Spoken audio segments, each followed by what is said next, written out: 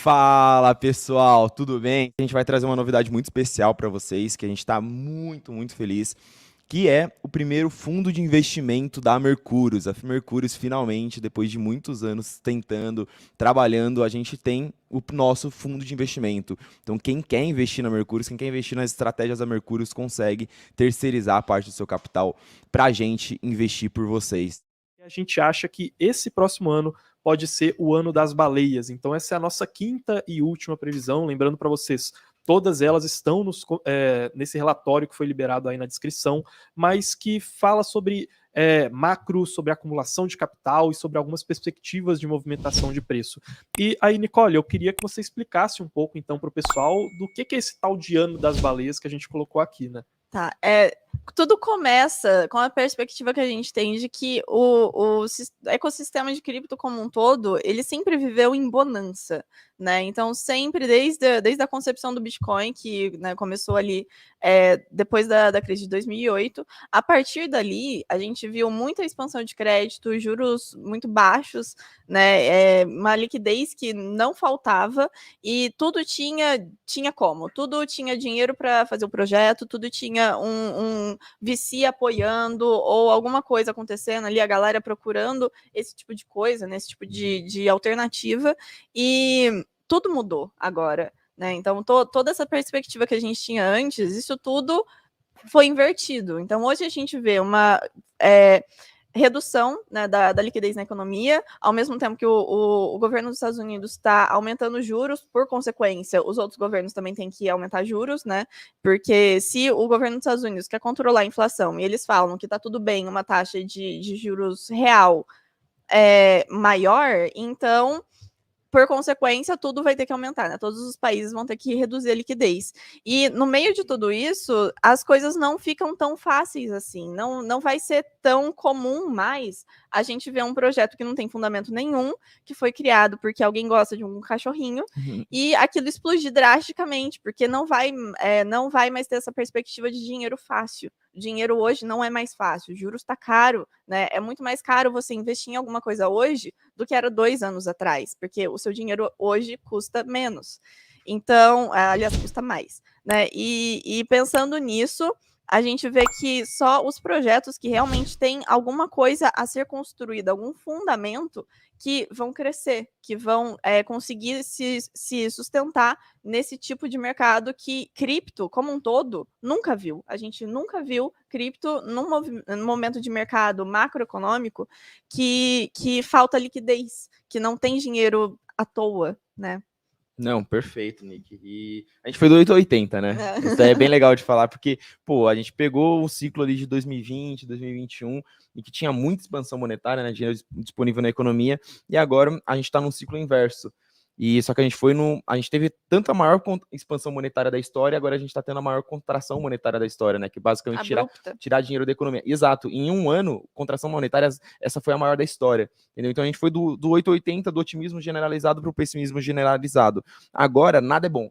Né? Agora com FTX, Alameda, Terra, tudo quebrando. É caro. Exato, tudo é caro, tudo é horroroso. O cripto, cara, foi chutado para escanteio. Só que quando a gente tem esse cenário de que nada é bom, não quer investir em nada de cripto, começam a aparecer algumas pechinchas, né? Então tem uma frase muito legal do Warren Buffett, né? Que quando ele fala, cara, quando nos mercados está tendo tempestade, eu saio correndo com um balde na mão, que é basicamente para capturar tudo aquilo que está caindo, que está desmoronando, que ninguém mais quer saber, né? Então eu acredito que a gente está um pouquinho nesse cenário agora. Esse cenário de pechincha, que, cara, tudo tá horroroso e até coisas muito boas estão muito descontadas. E o que é o ano das baleias, né? Baleia é um apelido carinhoso em cripto para grandes projetos, grandes investidores, né? Coisas grandes no mercado de cripto, né?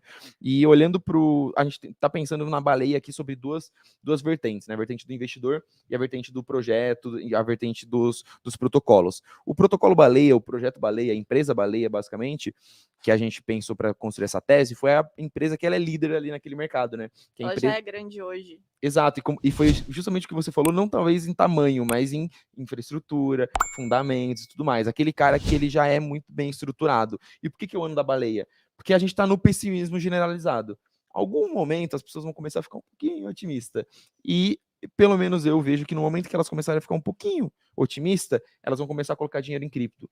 quando elas começarem a colocar dinheiro em cripto, elas vão colocar nesses projetos. Elas vão colocar nesses projetos que eles são, em tese, os projetos vencedores, né? Que a gente acredita que no próximo ciclo, quando o cripto voltar, eu espero que volte, né? Pro cartomante Carlos aqui, eu espero que volte, né, Carlos? Traga o seu bear market de volta em 7 dias. Exato, cara. O seu bull market. Bull Leia market. minha mão e veja quando vai voltar o mercado de cripto. E quando voltar, eu espero que o dinheiro ele flua para esse tipo de projeto, né? Para os projetos baleias que a gente está chamando, né, Nick? Sim, quando o dinheiro é caro, você não vai investir em qualquer coisa. Você vai olhar muito bem o que é Uhum. cada coisa, qual time que está fazendo o quê, e se esse o quê é demandado pelos usuários, né? Então não vai ser qualquer coisa, não vai ser fácil você crescer um projeto. Por isso que os projetos que já estão se consolidando hoje, que já tem uma base hoje, que já tem fundamento hoje, eles vão conseguir ter uma manha melhor para conseguir mais dinheiro, né? Para conseguir mais usuários, uma confiança maior, para as pessoas investirem, não só para os investidores investirem lá, mas para o usuário saber que se eu colocar meu dinheiro ali, as chances são menores de aquilo ruir e virar zero. Pô, perfeito.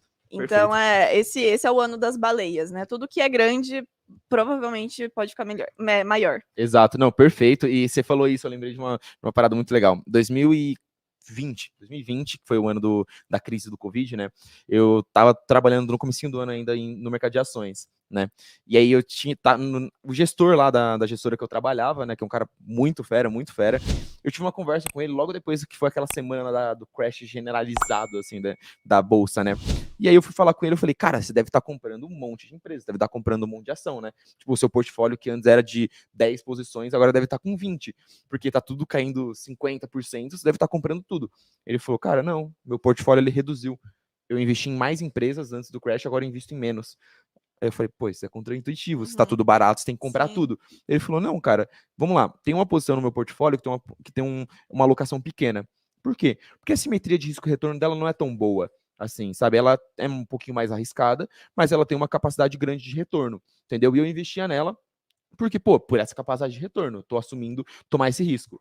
Só que a primeira posição do meu portfólio, a posição que eu mais tenho alocação, ela caiu 20%. E, na minha opinião, ela tá de graça. Só que o risco dela é minúsculo. E agora o retorno dela é muito maior. Eu vou investir numa aposta e deixar de investir na posição que eu já sei que é líder no seu setor, que eu já entendo muito mais, que tem um risco muito menor e tem uma capacidade de retomar esses 20% muito mais fácil. Por que eu vou tirar dinheiro dela para colocar em outras apostas e aumentar a quantidade de empresas no meu portfólio? E aumentar o risco. E aumentar o risco. Ele falou, nesse momento o meu portfólio ele se concentrou. Eu investi mais, aumentei a alocação nas melhores posições, nas melhores ideias. Eu comprei mais as melhores ideias. E, pô, você me falou isso daí, eu lembrei exatamente disso. Em termos de alocação, eu acredito que é a cabeça, é o racional do investidor que faz sentido para esse momento, né? Se no momento que voltar as baleias ficarão maiores, vamos à caça das baleias, né? É aquele momento pra gente aplicar o que a gente sempre fala, que é fazer o básico bem feito. Exato, Agora perfeito. é o momento de fazer isso, né? Perfeito. Pegar tudo que realmente a gente acredita e focar nisso. Exato. Só queria fazer um adendo que eu nunca participei de live com a Nick e a gente fez uma dupla Ficou boa aqui, legal, ficou né? maneiro, tá?